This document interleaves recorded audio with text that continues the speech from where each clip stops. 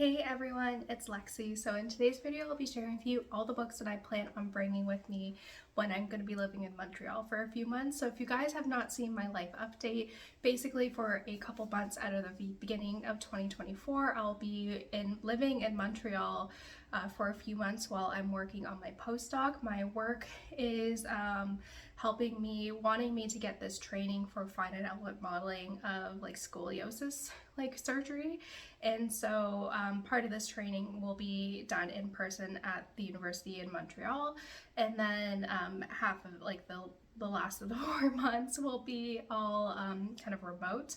So these, obviously I had to bring some books with me, and I basically, my kind of game plan was like, I can't bring like a ton of books with me.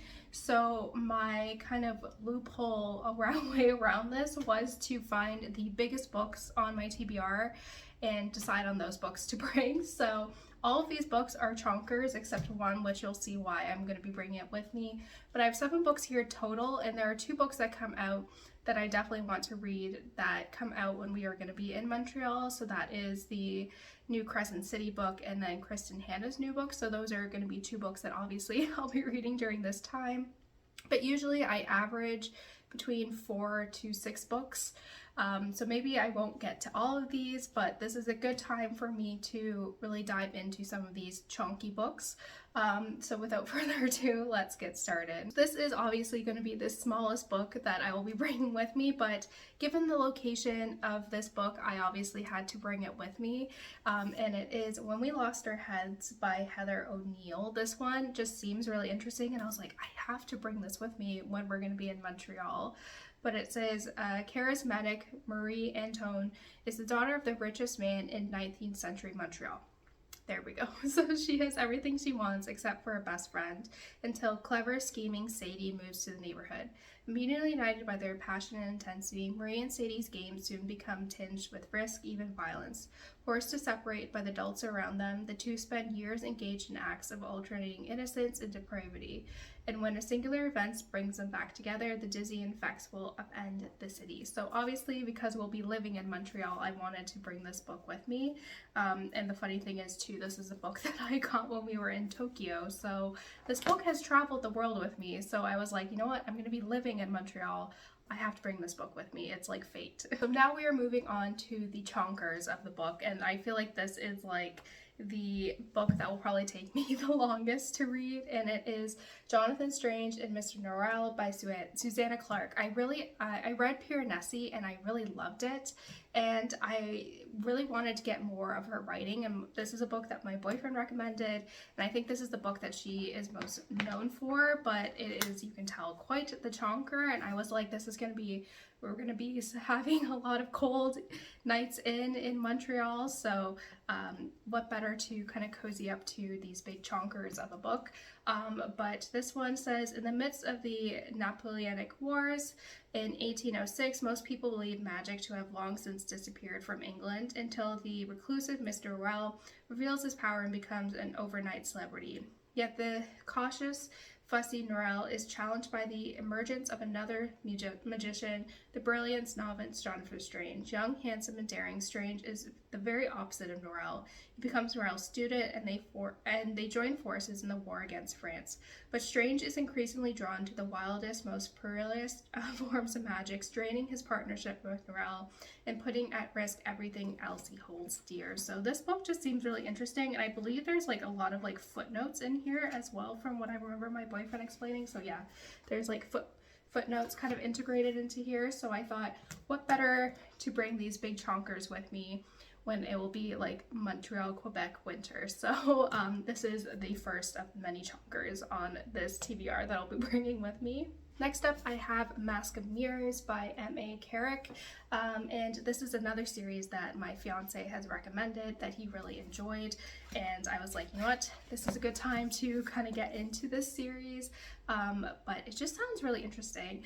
And it says, Ren is a con artist who came to the sparkling city of Nadizira, I think that's how you say it, with one goal, to trick her way into a noble house, securing her fortune and her sister's future. But her masquerade is just one of many, and as a corrupt nightmare magic begins to weave its way through the city of dreams, the poisonous feuds of its nobility and the shadowy dangers of its impoverished underbelly become tangled with Ren at their heart.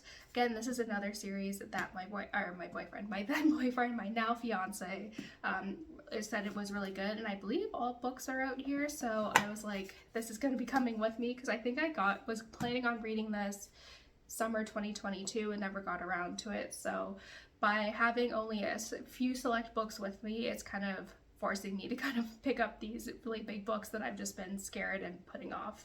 Next up, I have Ordinary Monsters by J.M. Miro. This one just seems super interesting, and I feel like kind of that cold wintry night is like the perfect time to read this.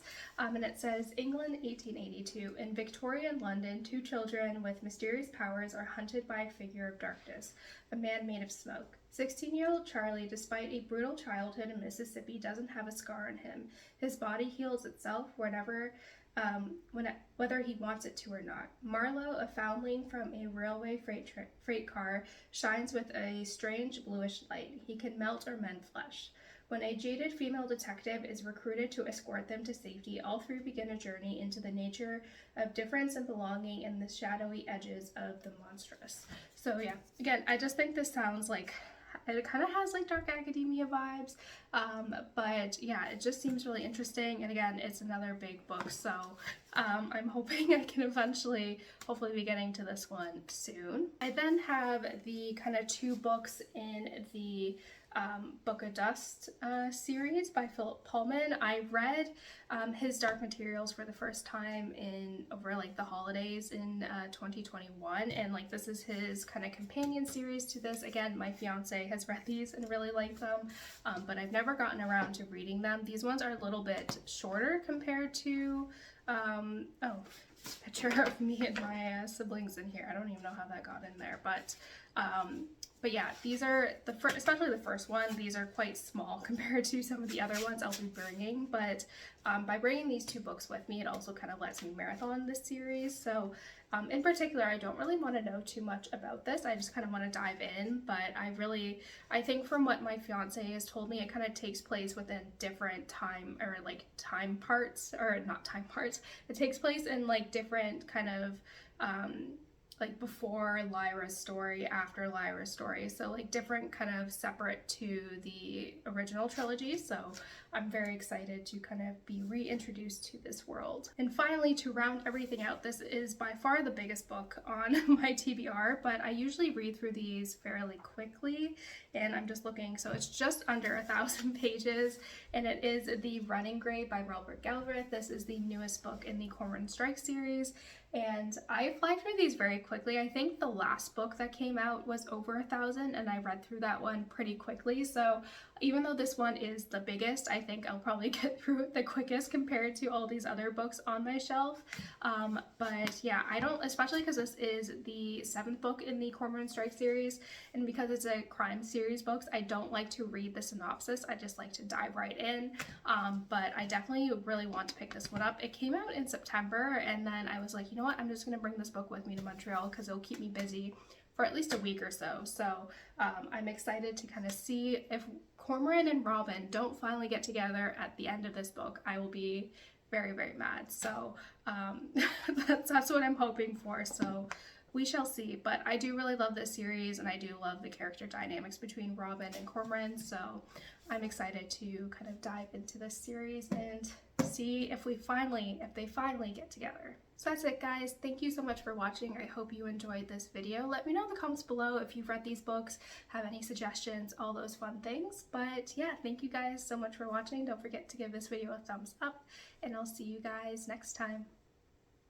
Bye, guys.